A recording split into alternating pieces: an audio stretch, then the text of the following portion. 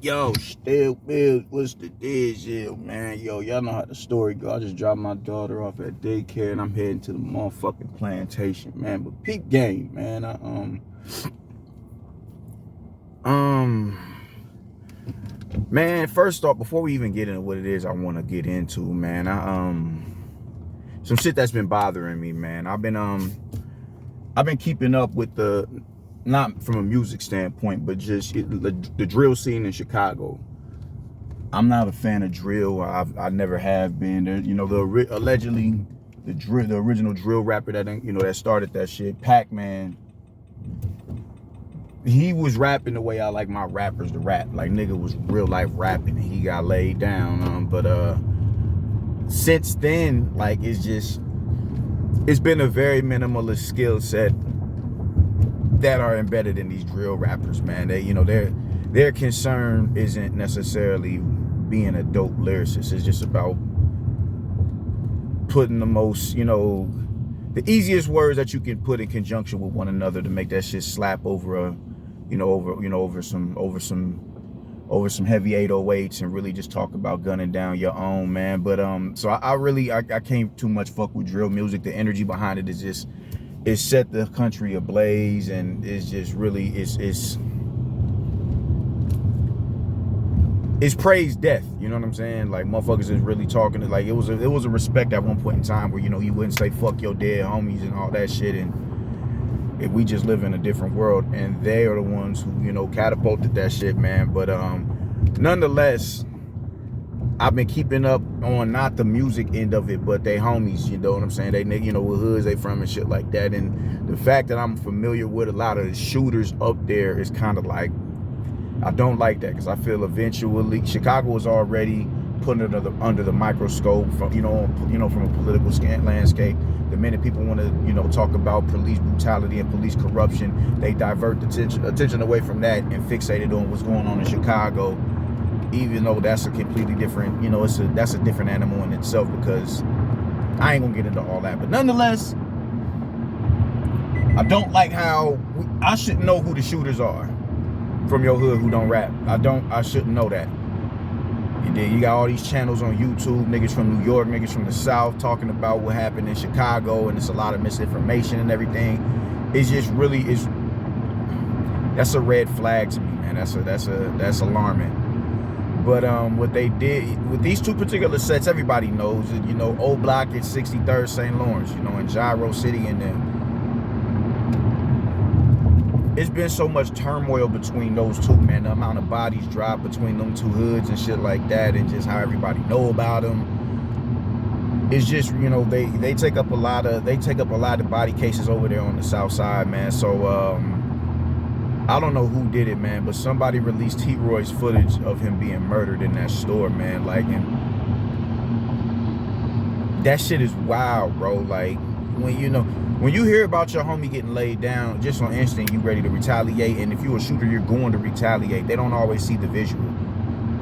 But for them to actually see them niggas walk up in the store and gun their man down like that, and even though it's been years past since it happened, that reopens old wounds. I don't think if Nipsey Hussle's murder wasn't caught on tape, I don't think them 60s would have went as hard as they did out there, man. Because they went out there and they clocked in. They laid that nigga's his relos down and everything, man. And I'm sure they went out and took that aggression out on whatever hoods they beefing with out there as well, man. But mainly the focal point was that nigga and his relos, since we can't get to him. Them seeing that murder, them seeing just the brutality and just the lack and disregard of life and humanity. They saw that shit, firsthand with their own two eyes, and that triggered them. So now everybody who then saw, who was involved in this T-Roy body, they're all dead. All three of them. All three of them are dead. So that it doesn't matter. You dig? Because at the end of the day, it's still funk between our two hoods. So we going off of that. I guarantee when that footage was uploaded to YouTube, they went back and they slid on them niggas. And I'm sure they done slid on them a few times, man. And fuck whoever uploaded that shit, man. I really got a problem with that, man. I really have a problem with that, because that shit is just, it was an insidious act in itself, man. These niggas, they profit off of your pain and suffering. It's fucked up, man. Motherfuckers will do anything for a bag, and that shit is disgusting, man. I mean, there was another case with the shooter shells, nigga, man. Somebody uploaded the footage of him dead in the street. I don't know how many shots to the head that man took. Oh, the homie calling me back. I'll hit him back when I'm done hollering at y'all. But my point is, man, that shit is whack, bro. Like that, I don't respect none of that shit. I don't respect none of it, man. But anyways, since we on the subject of death, man, I feel like that was a good segue into me giving an RIP to Miracle Amaze. I want to say that's his name, the young Nigerian boxer who died during sparring. He was a light heavyweight. You dig? So what I want to say about that is, I keep telling y'all, these sparring, lacing up. The minute you get in the gym and you decide you want to lace up and you want to get in the ring and test your skill set, that's a danger in itself. Now, sparring, you don't die. You don't hear about deaths from sparring. You don't hear about that shit often, because I don't think it happens often. But I need motherfuckers to understand the danger behind it. You dig? It's an unofficial amateur bout. People can say, oh, it's only practice, you only getting in there, you practicing, you doing this and that and the third, yada, yada, yada. Okay, it sounds good until you get hit. So I know a lot of dudes ain't stepped in the gym, man. Like, the minute you hit somebody, they want that hit, but they want that lick back. So they not about to sit here, it's not no light sparring after that, nigga. I'm about to fuck you up.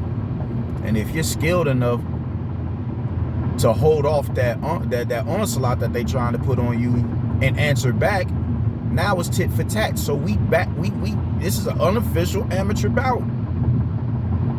You dig what I'm saying? Like, y'all gonna stop. Y'all have to learn to respect what is sparring, man. Like, yeah, you do use sparring to work on shit. You use sparring to sharpen your tools, but you are in there getting your ass beat if you ain't equipped enough to deal with who's standing there in front of you. I keep telling y'all, man, Kevin Rooney would tell his fighter, whatever fighter they would bring in the camp for, prepping Tyson for a fight, they would tell the fighter and his coach, do not bring your guy in here if he's not coming in here to fight. My guy he's going to spar you like he fights. This is a fight to him, because that's what it is. And a lot of fighters back out of those sparring sessions because of how, like, nigga, we may as well get paid, and this shit may as well be on fucking pay-per-view or HBO. That right there is you have to respect sparring. I've been stopped and I've been sat down for months after sparring. You know what I'm saying? The worst one, I got hit in the back of the head and my vertigo acted up again. Man, that sparring is nothing to fuck with, dog. That shit is nothing to fuck with.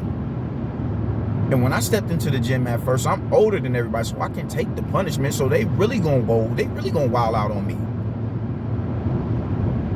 I'm more brolic than they are, and I'm older than they are. Oh man, he's not our age. Oh, we fucking him up. And that's what they would do. 15, 16-year-olds beating the shit out of me. That's just how it went. That's how it went, man. So ain't none of that. It's just sparring. It's just sparring. No, it's not. It's not. When you look at Canelo, every time you see that man, his lip is busted, his eyes black, because they in there clocking in, man. It ain't just sparring, dog. Like, your health and livelihood is still at stake when you step in that ring. I need niggas to really understand that. Tim Bradley was a man, I like to get beat up in spar. So if he like to get beat up, he trying to beat niggas the fuck up as well. It's not just sparring, unless it's light sparring. Unless y'all outside of the ring, no headgear on, and y'all just going through drills and shit like that. But you're aiming at his face to really get him into the habit of slipping the shot and keeping his head off center line. That right there is, all right, well, okay, that is, you can say that's just sparring. But the minute you lace up, you put that mouthpiece in, you throw that headgear on, you throw that girdle on, all right, bet, it's on. Y'all gotta start respecting sparring, bro. Y'all have to respect that shit. That shit is not just sparring. You get your ass emphatically beat when you get in the ring. This shit just ain't sparring, man. I just seen a video on Dante's Boxing Nation. He couldn't wait to upload footage of Canelo getting touched up in sparring. Never mind, the dude is way bigger than Canelo. He's big. He's training. He's ultimately training for that rematch with Bivol. They're disregarding all that. All they see is Canelo getting touched up in sparring. And then once again, it's manipulative because we don't know what round he was in. We don't know nothing. All we know is in that particular instance, Canelo was getting touched. It's real deceptive, man. How niggas do just to push in there. That's the corniest shit in the world. I would never get on here. As much as I'm not a fan of Jermall Charlo, it's still a level of respect that I have for him as a boxer, someone who's willing to put it all in the ring when they step in between them ropes. You know what you're getting yourself into. I would never upload footage of that dude, half-ass footage of him looking vulnerable in sparring. That is the corniest shit in the world to me. That is the corniest shit in the world. Yes, he's gonna look a lot more vulnerable because look at where he's trying to get. He wants a rematch with Bivol. Why is none of that being highlighted? You dig? Why is that not being praised? Because y'all want him to go and fight Demetrius Andrade and Charlo so bad, even though none of them niggas have even fought this year, and they've both backed out of fights and have yet to provide a medical report backing their claims that they back is fucked up and that they shoulder is fucked up. I'm not even gonna get started on them two. My point is, the minute somebody looks bad in sparring, they run to it. But when it's somebody you don't like, it's like, sparring is, it's adequate evidence, man. But when it's somebody that you love and revere, that they getting fucked up in sparring, oh, it's just sparring. It ain't no big deal. Sparring is a big deal. You get your ass beat in sparring. Bad. You get fucked up in sparring. So I don't want to hear that. It's just sparring shit. And for situations like this with the Miracle Amaze, I don't know how to pronounce his last name. It looks like it's a maze. But when you get situations like that, it's unfortunate, man. But it goes to show you how real of a sport this is. You can't just talk about it's just sparring. I ain't sold on just sparring. You're playing yourself, because sparring in itself is dangerous. Sparring in itself is dangerous. Well, I got the right away, my nigga. So rest in peace to that brother, man. Rest in peace to him. Condolences to his family, his loved ones, his relos, his homies. Condolences. That shit is definitely sad, man. Dude was a 2-0 prospect on his way to a prosperous career, just for it to get cut short in a spar. And they said it was two knockdowns. He got dropped twice in sparring and couldn't recover from that. Respect the fact that respect sparring. Respect it for what it is. That shit ain't sweet when you step in between them ropes. I don't give a fuck if you working on something. In a lot of cases, the best way to work on something is when you put under a certain amount of duress to where you have no other choice but to bring that out of you. Otherwise, it's sink or swim. Keep your head off center line. Otherwise, I'm going to just keep dotting your shit for these 3 minutes.